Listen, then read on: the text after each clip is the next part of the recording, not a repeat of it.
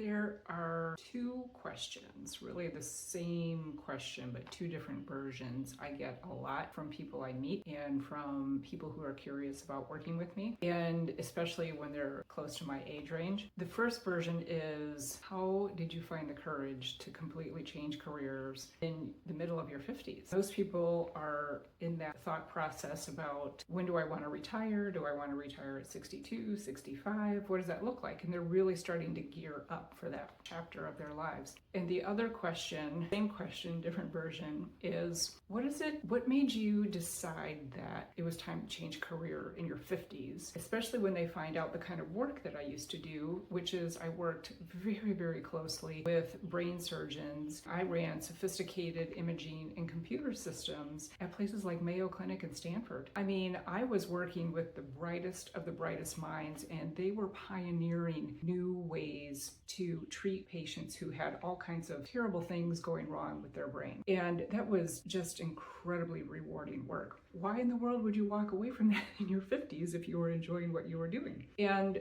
the way I answer them is this. The pace that I had to live at that time in my 50s was, to say it very bluntly, breakneck. I didn't have my own life. I lived on the surgeon's schedule. I was some weeks on call 24/7, not always, let's be transparent there, but working hours, 8 to 10, 12, 14 hours at a time. And I was moving from hospital to hospital because the skill set I had was so specialized and in demand, thankfully. But that pace at 55 years old, I could see that this is not sustainable. This is not sustainable for the goals that I have for getting older in my life. And also I could see the damage it was starting to take on my overall mental and physical health. And the thing that got me to really start thinking hard about that change of, okay, do you have what it takes to change your careers entirely?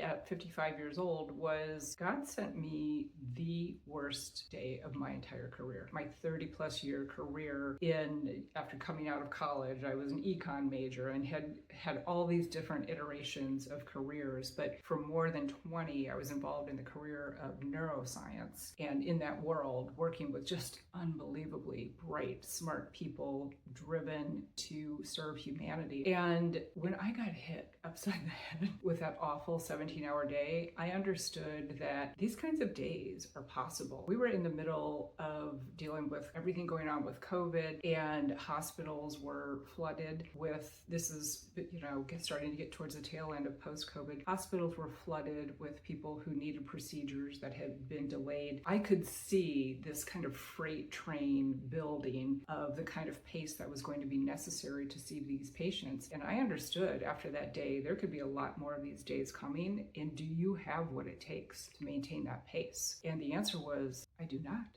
I do not. And even though I went through that day, it took me another 6 months to make the decision to move out of that world and out of that career entirely, with a lot of soul searching, a lot of conversations with God about, I don't know who I am. If I don't do this work anymore, I have no idea who I am. I also told myself things like, you have this unbelievable skill set. It's incredibly specialized and it's a really important skill set, but where in the world could you go that you're going to be able to use that exact skill set? The lie I told myself is, this skill set is so specialized, it's not valuable any place other than outside of this world. And thankfully, I'm happy to tell you, everything I learned about being an entrepreneur and starting a business and starting a ministry, I learned in the operating room. So maybe I'll do a series about that sometimes. I'll ask you guys about it in the comments. But the thing that I want to close with for you right now is, the thing that gave me the courage to make that decision in the 50s was I got very, very real about what I was physically capable of doing, and was the current trajectory that I was on going to match up with who I wanted to be in moving into my older years in life. So I understood that no, that's not the pace I want to do. I was able to get a very clear picture about what did I love the most about being in that world, and what could I find in a different world that would give me the same sense of purpose and satisfaction. And guess what happened? I discovered in that world, I did a whole lot of coaching and teaching and training around the way my software worked, or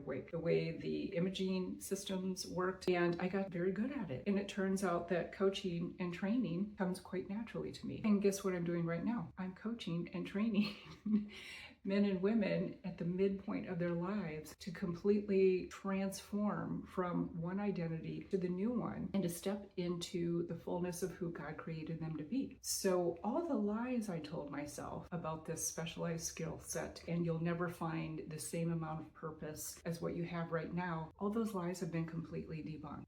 Thanks be to God. Now, he had to work on me pretty hard to get it through my thick head. But what I can tell you is 4.5 years away from that terrible, terrible day in the operating room, everything that I used then, I'm now able to use with my current clients, with prospective clients. And I also have the privilege of standing up in front of audiences, sharing what I know about neuroscience, mindset, and faith in my Revive system. I get to share that with them and help watch as the wheels turn in their own minds as I'm delivering the information. They start to see the possibility for their own lives. So I want to leave you with this. If you're in your 50s somewhere, maybe you're coming up to 50, maybe you're on the end of 50, and you're trying to figure out what the next steps are for you at this stage of your life, I want you to start examining the lies that you're telling yourself about where you are and who you are. I want you to go into scripture, and I want you to start reminding yourself who God says you are and how you can take this vast, vast level of life experience and career experience into this next chapter of your life, because you have been training all your life to do what's coming next. That's what I discovered. All those years of neuroscience, all those years in the operating room, every single bit of it serves me right now. So the last thing I'll leave you with is I believe in you, and I would love to hear from you in the comments where you are in your own journey about this. And if you want to book a clarity call with me, click the link that's in the description and let's get on the call, find out what's important to you right now. What would be the first steps that you could take towards making that shift in your 50s and beyond? Thanks, everybody.